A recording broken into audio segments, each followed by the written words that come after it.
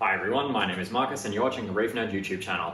Today, I'm going to do some long overdue maintenance on my calcium reactor.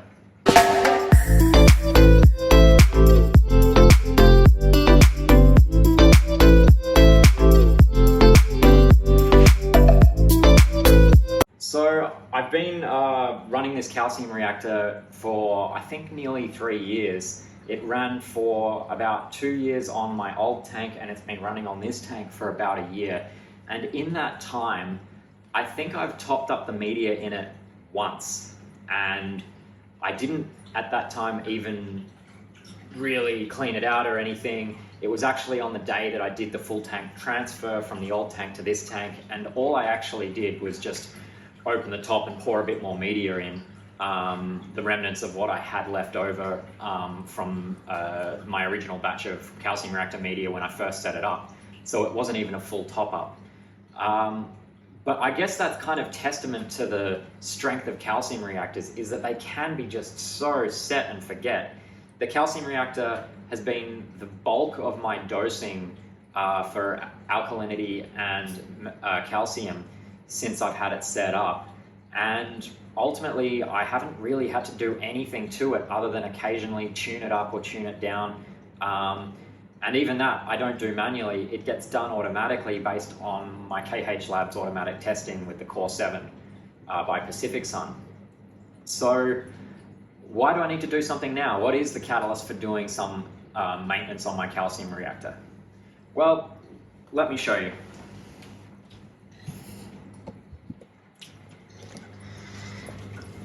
As you can see, the media level is quite low.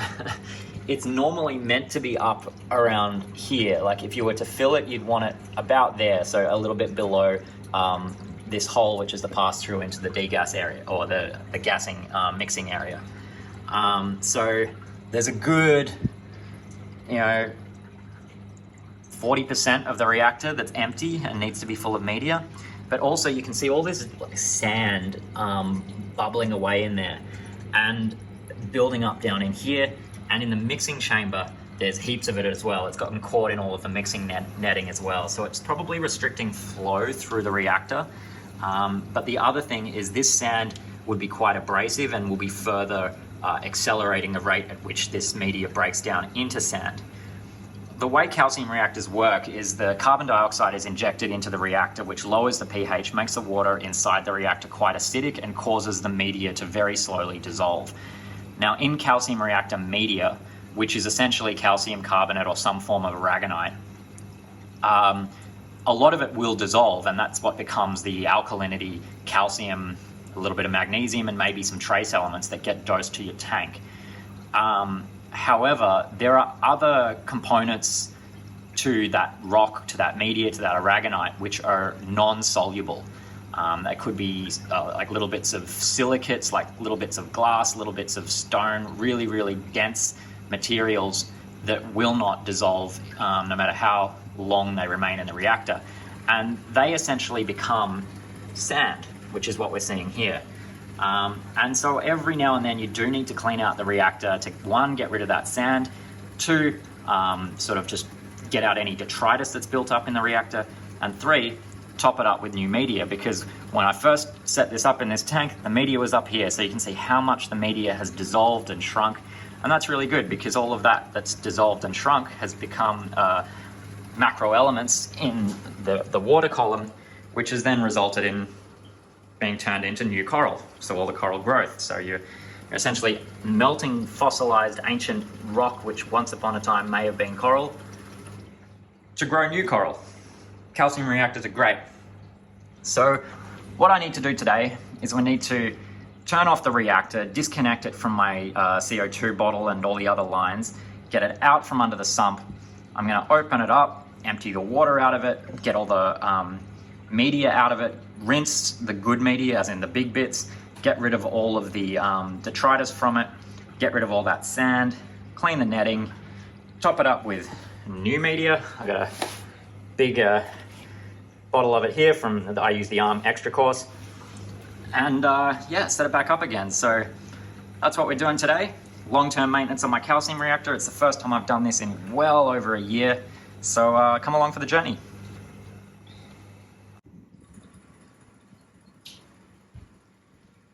Alright, so let's get this thing out. First I gotta find the power cable and unplug it. I think it might be this one, but let's see.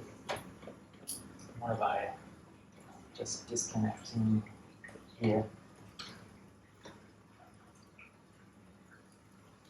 Yep. First time. Alright, so I've unplugged the power to the main pump on the calcium reactor. Now I need to unplug the controller here. This is the Calc Feeder Pro controller, which is a combination dosing pump and solenoid controller and Wi-Fi cloud-enabled device to manage my calcium reactor. It's great. It's an all-in-one. It controls the amount of CO2 in the reactor, the amount of effluent that's dosed to the tank, and connects it to the cloud so that it can react according to test results from my KH lab and Core 7 from Pacific Sun, which actually just finished running a test then. That's what all that noise was. But yeah, so let's unplug that. Done. So now this reactor is completely off. There's no water circulating through it, there's no water being dosed from it, and the CO2 won't be being dosed either.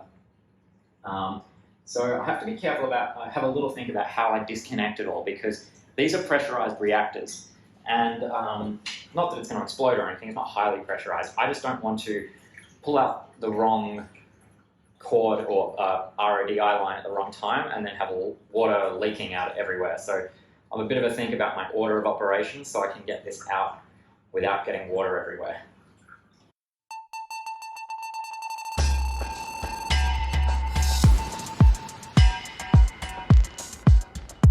Now, what I think I'll do next actually is, because the water level in the big chamber is actually higher than the water level in the little chamber, but the little chamber is the one that has gas at the top. And if I move this reactor too much, the gas is going to be displaced by water, and gravity is going to cause water to come out of these two holes. So what I'm going to do is I'm going to take this lid off and pour some water out of the reactor so that its water level is now lower than both chambers.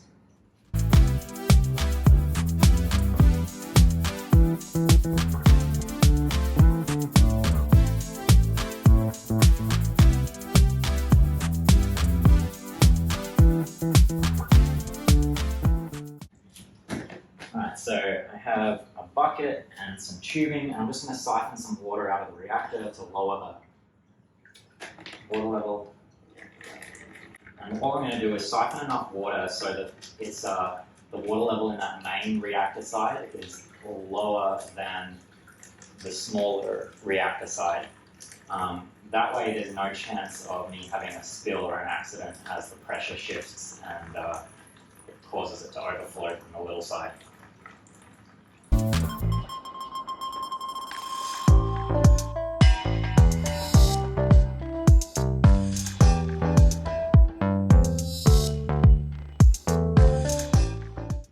Alright, so the water level is now the same in both chambers, and in the smaller chamber it's low, which means that there's no chance it's going to overflow when I disconnect the main chamber.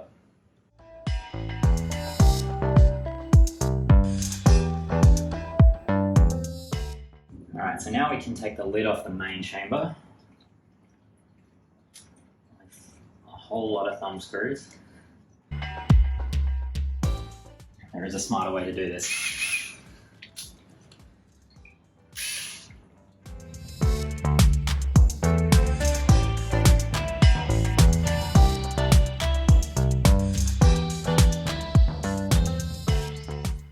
It's always important to clean the O-rings and the seals on pressurized reactors, any chance you get. This is not too bad. There's only just some powder and dust and a little bit of salt creep, but overall it's pretty clean. But yeah, you should always make sure that you keep them clean, because it's the #1 source of leaks in reef tanks, I think, is media reactors with bad seals. Alright, so I think we'll do this side first. So the way that it works is you can disassemble this somehow. How does it work? I forget. Okay. That comes out, as does that. And then I'm literally just going to pull all this netting out.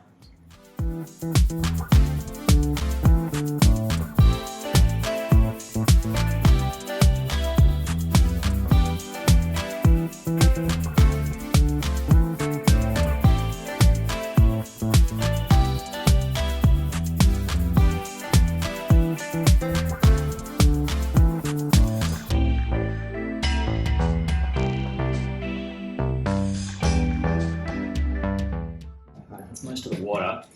Now I need to get the stones out.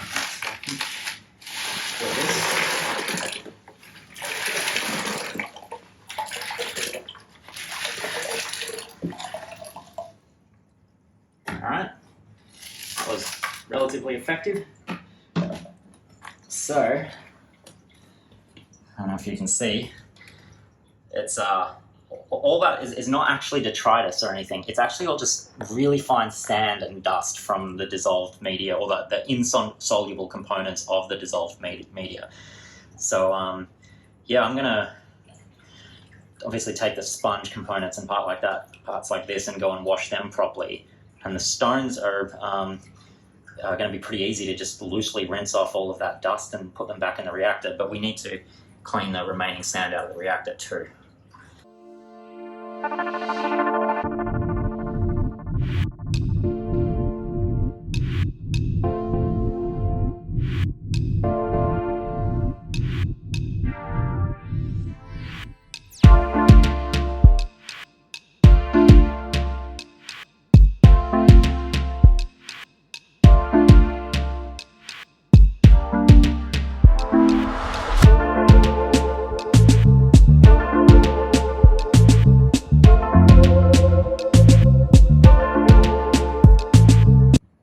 So that's clean enough. Like I'm not trying to get this thing so clean that I can eat out of it or anything like that. I just wanted to get the bulk of the sand out, and I'd say I've got about 98% of it out, maybe more.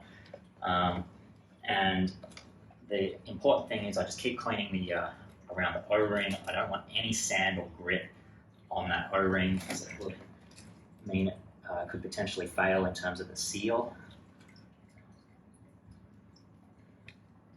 So I think we're ready now to essentially put it back together.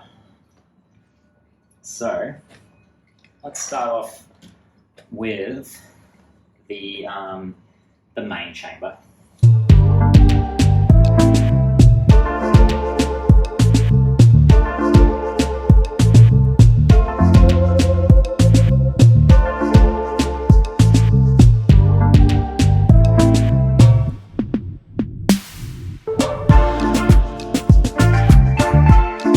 This is the last of my two little fishies remag, so I'm just going to add a bit more of that as well. That's all of it.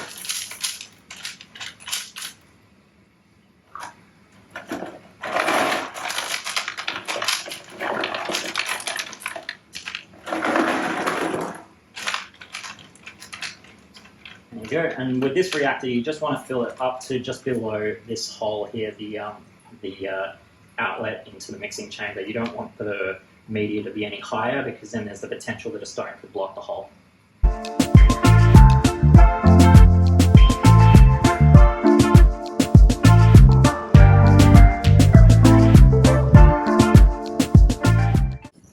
I don't think I'm going to reuse this water because there's just way too much sand in it and I can't be bothered filtering it all out, so I'll just mix up another bucket of salt water to replace that, to add to the tank. But yeah, more or less all I need to do at this point is just fill the reactor, so let's get on with that.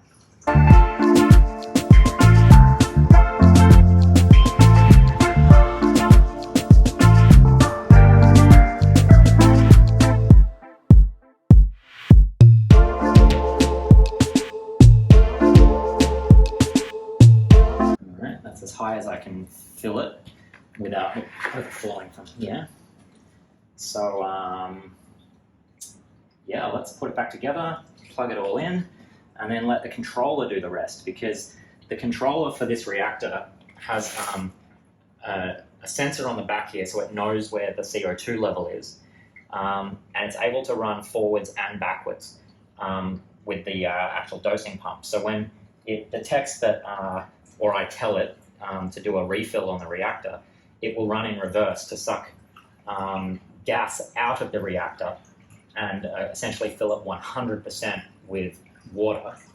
And then it will run in its normal direction and enable the CO2 sensor again, and will add CO2 until the water level drops to where the sensor is, so that there's the correct amount of gas. And by doing that, it's extracting all of the air out of the reactor and making it 100% full of water, and then injecting gas, but it's only injecting gas from the solenoid at that point, which is pure CO2, so you can be assured that there's no air in the reactor, there's only CO2 in the reactor, and there's the correct amount, because it will only fill the CO2 to its set point where the sensor is. It's a really precise and elegant way, I think, of controlling a calcium reactor. It doesn't rely on bubble counts or maintaining a consistent supply of CO2 via that type of a method. It maintains the CO2 at a set level and then just tops it up as needed. As the CO2 dissolves into the water level would change, and it would add CO2 accordingly. Every few days it runs a degas cycle to remove any air that somehow made its way into the reactor, whether it's gases coming out of the rock or whether it's micro bubbles from the tank or anything else. It will just flush itself, remove all the gas out of itself, and then restart again with fresh CO2 from the bottle. And you can have it set to do that once a day, once a week. For me personally, I have it set to do every 2 days.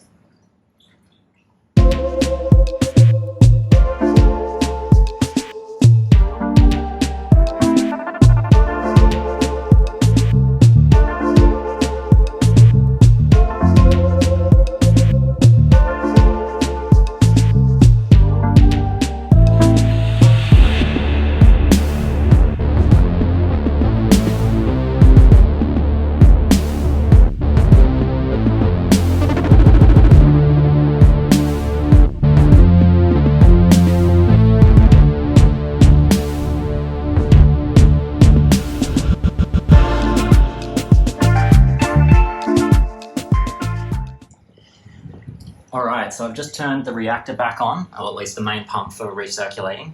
So as you can see, it's running. The water's a little cloudy, but that's to be expected because I just added all that new media and whatnot. But that'll clear up pretty soon. Alright, so turning the controller back on, like that, it will automatically detect that the gas level is incorrect. As you can see, the optical sensor is showing open and the solenoid valve is showing open, which means it's going to be pumping gas into the reactor. And we can see that here my solenoid is on. There's gas now coming into the reactor via this red line here, and gradually this water level will start dropping as the CO2 level increases until it hits the sensor, which is about, where is it? It's about here is the sensor level. So that will be how much CO2 is stored in the reactor. And yeah, that's all I need to do. It's all completely automatic from this point, which is fantastic. So yeah. Alright, so overall that was probably about half an hour of work to completely disassemble the reactor. You saw me take all the stone out, take the net out, take it apart, clean everything, put it back together, refill it with stones, refill it with water, plug it back in and turn it on. And that half hour, which I also did on camera, which kind of slows things down a bit, is the only maintenance I've done on this calcium reactor, other than replacing the CO2 bottle a couple of times, in the for the better part of the last 3 years. So if you compare that to your regime of mixing 2-part or topping up dosing containers and things like that, maybe it might be a few points in favor of a calcium reactor for set and forget as far as reef tank stability goes. Obviously there's a bit to learn, so do your research. I've done other videos on the topic of calcium reactors, but I hope you enjoyed this video as we came along on my journey of the long-term maintenance strategy for my calcium reactor. Don't forget to like and subscribe. My name is Marcus, and you've been watching the Reef Nerd YouTube channel. Bye for now.